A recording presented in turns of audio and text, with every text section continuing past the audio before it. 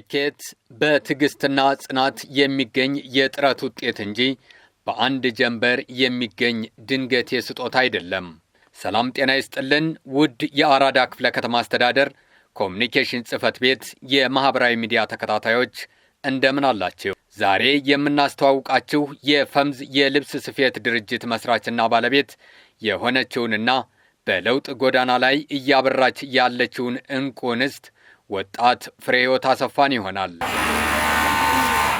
ፈምዝ የልብስ ስፌት የግል ድርጅት ዛሬ ለፈነጠቀው ደማቅ ብርሃን የትናንት ድንግዝግዝ ጨለማን ማለፍ ግድ ብሎታል። ፍሬህይወት እንደ ማንኛውም ወጣት ለቤተሰቦቿ ደራሽ ለመሆን አልማ ነበር። ያላትን ጥሪት ይዛ የችግርን ቀንበር ለመስበር ወደ አረብ ሀገር የተሰደደችው። ነገር ግን ስደት የበለጠ ችግሯን ከማወሳሰብ ያለፈ በሕይወቷ ላይ ይህ ነው የሚባል የኢኮኖሚ ለውጥ አላሳያትም። መንግስት በስደት ያሉ ዜጎች ወደ ሀገራቸው እንዲመለሱ ያቀረበውን ጥሪ ተቀብላ ከ5 ጓደኞቿ ጋር ወደ ሀገሯ ተመለሰች። ጓደኞቿ ተስፋ ቆርጠው ወደ ስደት ሲመለሱ፣ እሷ ግን በሀገሬ እለወጣለሁ የሚል ጽኑ አቋም በመያዝ መንግስት ካመቻቻቸው የሥራ ዘርፎች የልብስ ስፌት ሥራን በመምረጥ ሥራዋን ሀብላ ጀመረች።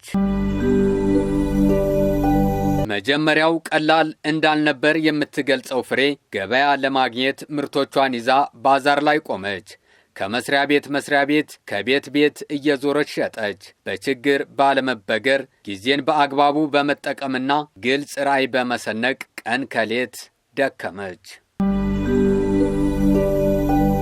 ከችግሯ በላይ ራዕይዋን አሻግራ ስትመለከት የነበረችው ፍሬ ከአንድ ማሽን ተነስታ ዛሬ ወደማይቀለበስ አዲስ ምዕራፍ መሸጋገሯን ታስረዳለች።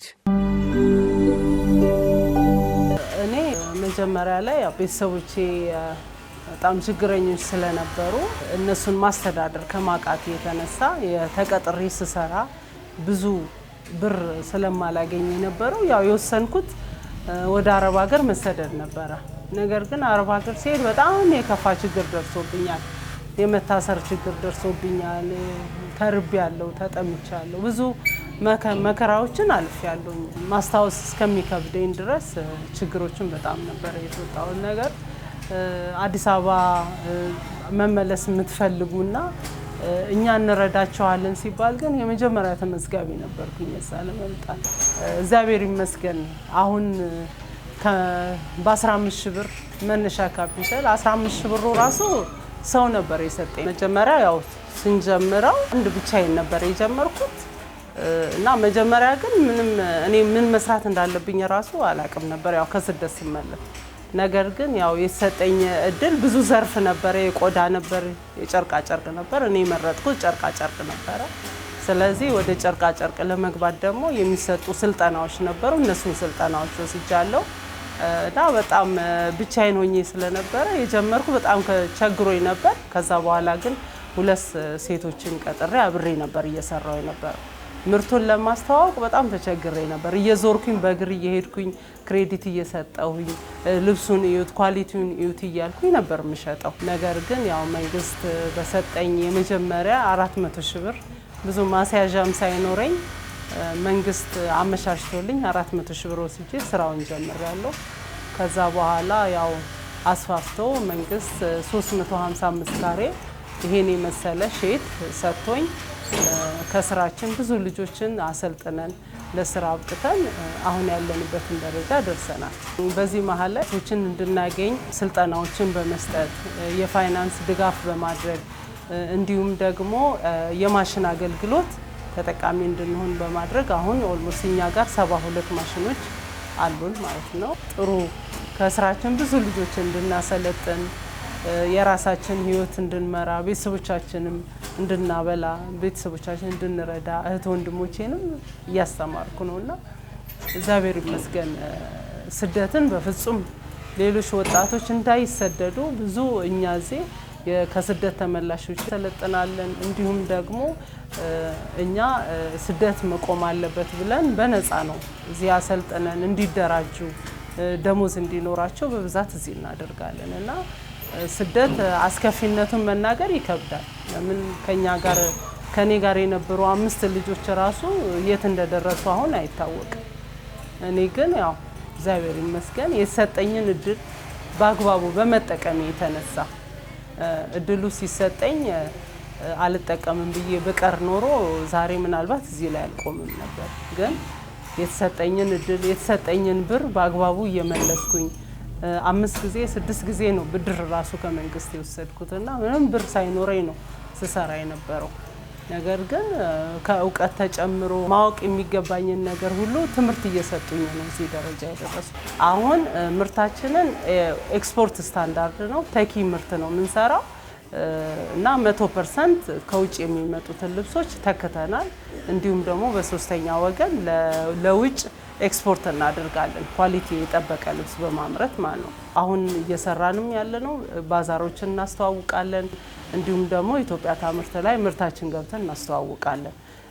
አሁን የመጀመሪያው ያው 15 ሺህ ብር ነበረ የጀመርነው ካፒታል። አሁን ግን ቶታል አሴታችን ያለን ማሽኖቻችን ቶታልን ይዞ ወደ 14 ሚሊዮን ድረስ ደርሰናል ማለት ነው። እኔ ብቻዬን እዚህ ደረጃ አደርሳለሁ ብዬ አላምንም። እኝን ድጋፍ መንግስት በጥሩ ሁኔታ ሰርቼ ተለውጬ ለሀገሬም እንድጠቅም ከወረዳ 7 ጀምሮ አራዳ ክፍለ ከተማ እንዲሁም ደግሞ ከተማ የተለያየ ድጋፎችን ሲያደርጉልን ቆይተዋል። ስለዚህ የኛ ውጤት እነሱ የሰጡን ድጋፍ ነው።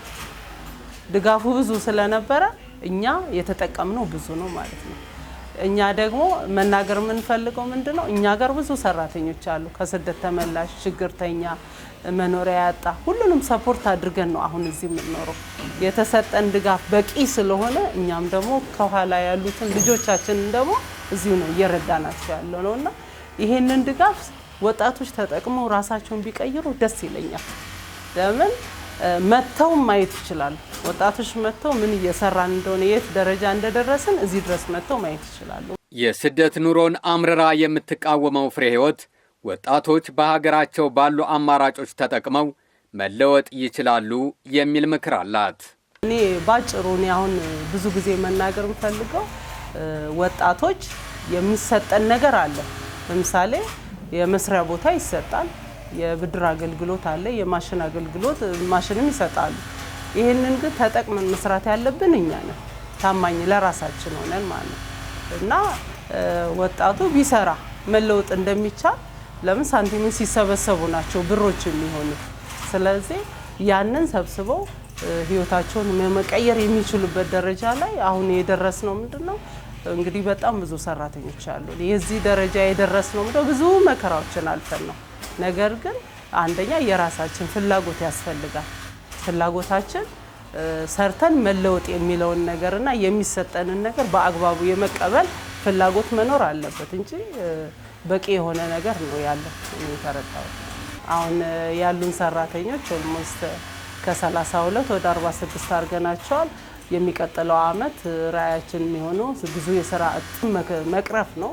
ከ100 በላይ ሰራተኛ ቀጥረን እንዲሁም ደግሞ እውቀት እኛ የተሰጠንን ነገር ሁሉ ለሌሎች ማስተላለፍ መቻል አለብን። ስለዚህ የምናሰለጥን ይሆናል፣ ወደ ትልቅ ኢንዱስትሪ የምንገባ ይሆናል እና ያው ይሄ ነው ትልቅ አድገን ይሄን ደግሞ ቦታ ለሌሎች ገብተው ሰርተው እንዲገቡና እንዲሰሩ እንዲለወጡ ደግሞ እንፈልጋለን።